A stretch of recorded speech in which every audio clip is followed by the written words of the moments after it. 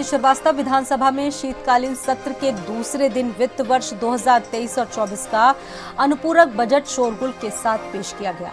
इस बजट में क्या कुछ खास रहा, देखिए इस पर हमारी खास रिपोर्ट।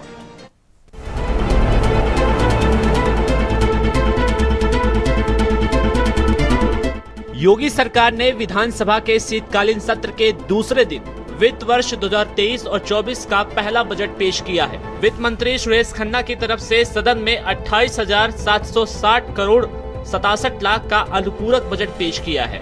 इस अनुपूरक बजट में कई नई परियोजनाओं के लिए सरकार की तरफ से प्रावधान किए गए हैं। साथ ही गन्ना किसानों के बकाया भुगतान के लिए 400 करोड़ रुपए का प्रावधान किया गया है।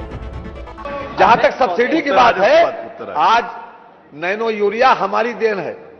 एक आधी बोतल में हम पूरी बोतल का पूरी बोरी का काम कर रहे हैं।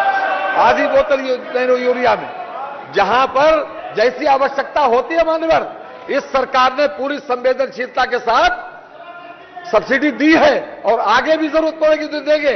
एमएसपी हमने जितने मिलेट्स आ रहे हैं, जितने कृषि उत्पादन है, उसमें सबसे ज्यादा एमएसपी बढ़ाने का काम हमारी सरकार ने किया। 28,760 करोड़ 67 लाख का है कुल बजट। नई मांग की कुल धनराशि 7,412 करोड़ रुपए शामिल है। चालू योजना के लिए 21,339 करोड़ रुपए का प्रस्ताव है। किसानों को मुफ्त बिजली के लिए 900 करोड़ रुपए शामिल है। गन्ना बकाया के भुगतान के लिए 400 करोड़ शामिल है। राजधानी के विकास के लिए भी बजट का इंतजाम किया गया है।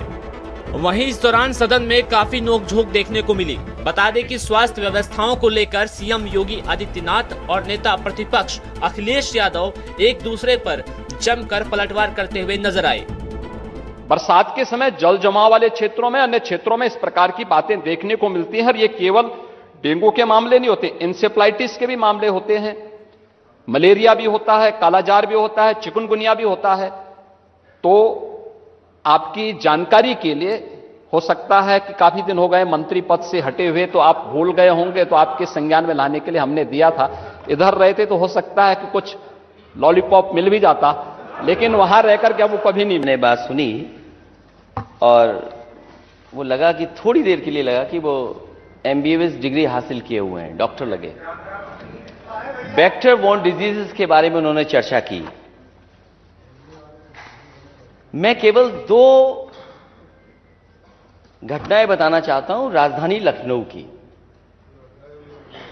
लखनऊ की और इनकी सरकार की नाकामी, इनके हॉस्पिटल्स की व्यवस्था, डॉक्टर्स का इंतजाम। पूर्व सांसद भारतीय जनता पार्टी के वो अपने बेटे को लेकर के आते हैं, उनके बेटे को यह जानकारी मिलती है कि इसका इलाज अगर जल्दी नहीं हुआ तो जान नहीं बचेगी। वो एक अस्पताल से दूसरे अस्पताल भागे और इलाज के लिए वो एडमिट नहीं करा पाए और उनके बच्चे की जान चली गई।